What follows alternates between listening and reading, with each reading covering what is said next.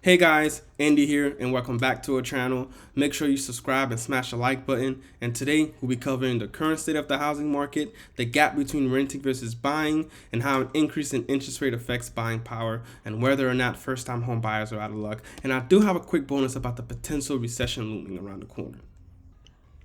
So let's dive into it. So this is a pretty interesting article here from Wall Street Journal, and if we've seen, this is a pretty good chart. Whoever did this chart did a good job, and it shows you the cost of renting versus the cost of owning.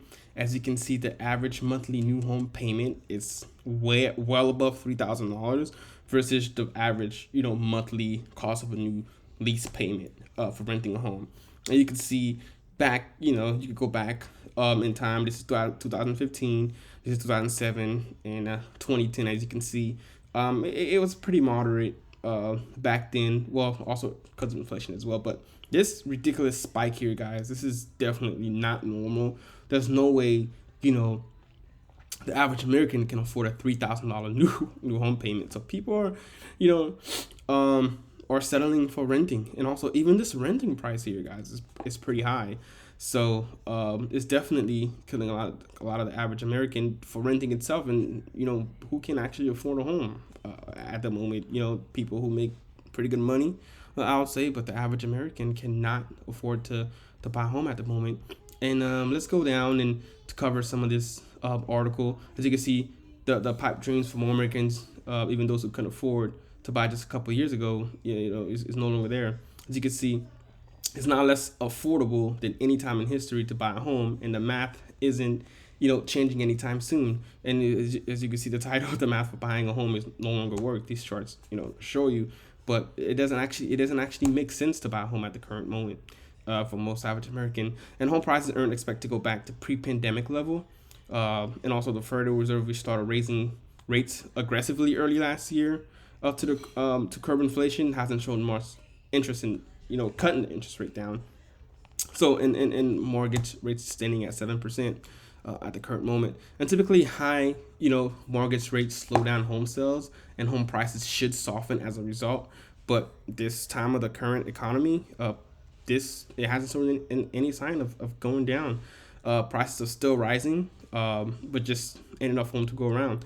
And the average price of a home is 392,000, which is the highest level ever, going back to 1999. And I also have a couple more charts here to go over. The average rate of a 30-year fixed mortgage monthly. So you can see, it's if you look at it from based on 1975, it is the lowest it's ever been. One of the lowest it's ever been. It actually rises a little bit, but 2020 was really low. That's what added to the high demand of housing. People really wanted to buy a home because interest rate was historically low, and that contributed to the price of the homes increasing, in addition to the no foreclosures, which limited supply. And that's why all these Wall Street investors and all these cash buyers came in and bought the single family homes, which crushed the average American, and made us rent, turn us into long-term renters when we shouldn't be. So pretty much they pretty much killed the American dreams right here. So in a medium sell price of an existing U.S. single family home, as you can see, is at $400,000 level. So this is the average price of an actual home at the current moment. And if you go back, you can see 2005, the highest level was around $200,000 range. And after the crash happened, it dipped a little bit and stayed steady around probably like 150, 160 around that range, and then it picked up again back in 2015, and now it just shot up to the moon. Pretty much. So the average home right now is 400,000, which is pretty expensive compared to the average income in the U.S. I think it's $52,000 per household, around that range, 52 or 56, and it's been at that pace since 2020, before the pre-pandemic, and it's still at 56. So we're not making any more money. The average American's not making any more money. So, and everything is through the roof because of inflation.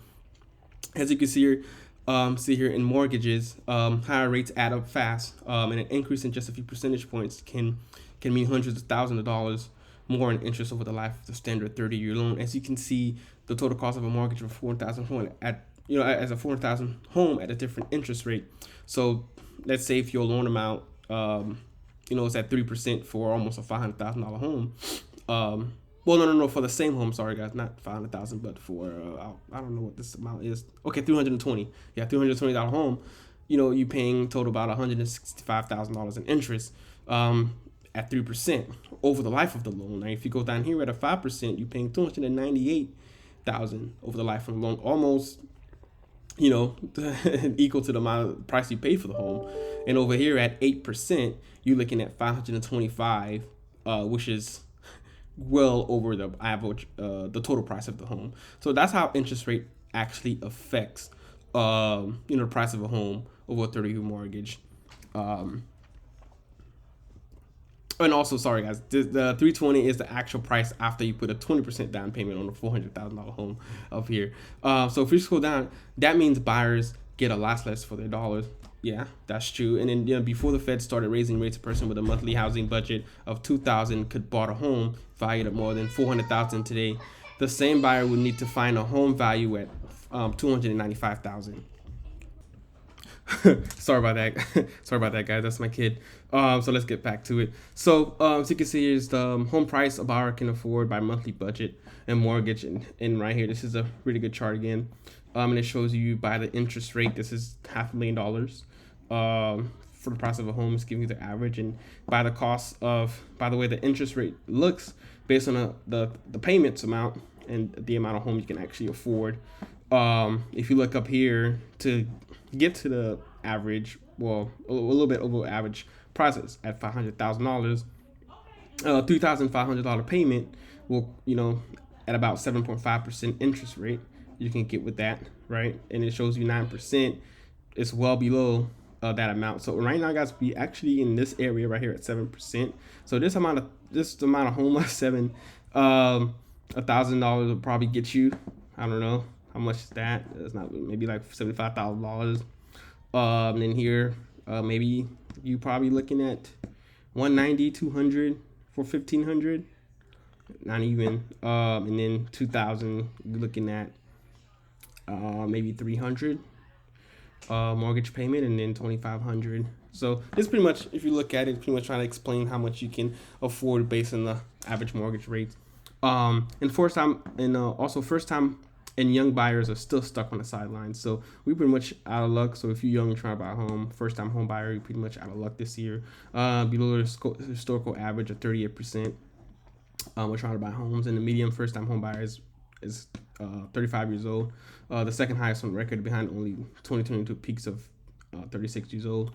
The median average of a home buyer, all buyers, repeat buyers, you can see their age. Repeat buyers are a lot older in this current moment, and all buyers range of a little bit under 50, and then first time home buyers is a little bit higher for the average age, because people need, need a little bit more income. So it used to be a lot lower in age back then, but definitely a lot higher now due to prices. And as you can see, this part is highlighted. The average monthly new mortgage payment is 52% higher than the average apartment rent, according to analysis by CBRE. The premium is even sharper in major cities such as Seattle, Austin, Texas, and California, by 175%. As you can see this chart here, which shows you the difference, which is well above 3,000 versus around 100. So definitely $1,000, $1,200 difference versus cost of renting versus earning. Let's go just earning. And also, I do have another article, guys, to go over. Billionaire investor Jeffrey Gundlach. I actually don't know how to say his name, but this guy definitely be on CNBC a lot. As you can see, he's saying house price may drop, and he sees a recession striking before the summer. I don't know how accurate this before the summer could be. That's pretty close, right? That's pretty a bold move to say. But this guy's pretty bearish. He's a big time bond investor. And let's see what he thinks and what he's saying. Let me go ahead and pause this video real quick. I think we really missed the point to think about. I think we think about we going for money market funds. Okay, this is not the section.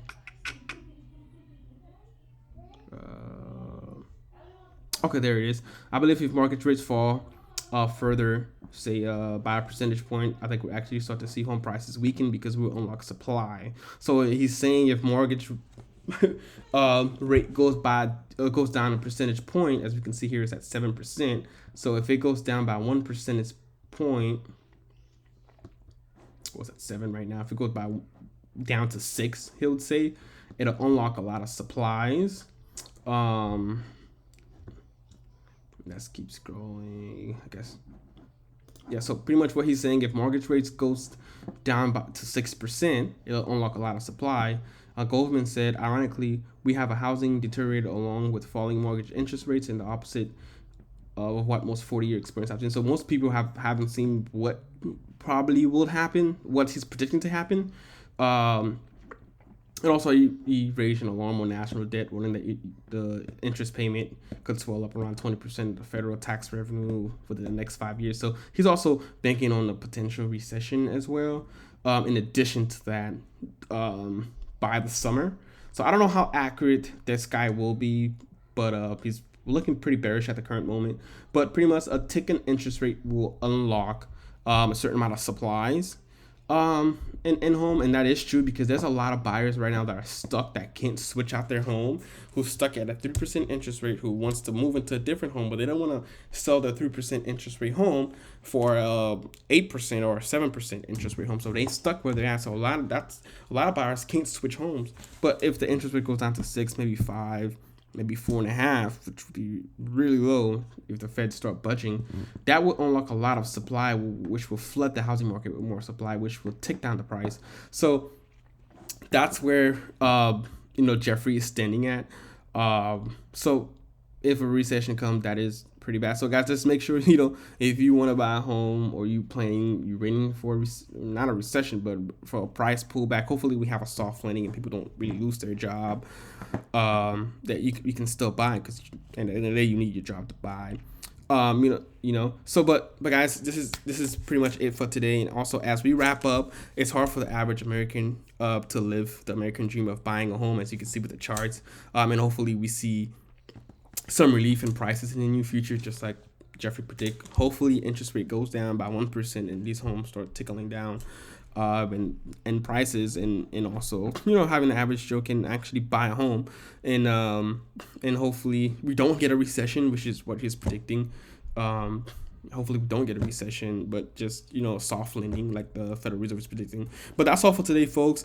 Don't forget to like and share and subscribe for more update on economic trends and much more. I'll be coming back and giving doing research and bringing more information, and covering certain articles and charts for you guys, so we can better understand the housing market, or the current state of the economy, or the stock market. Thank you for tuning in. See you next time.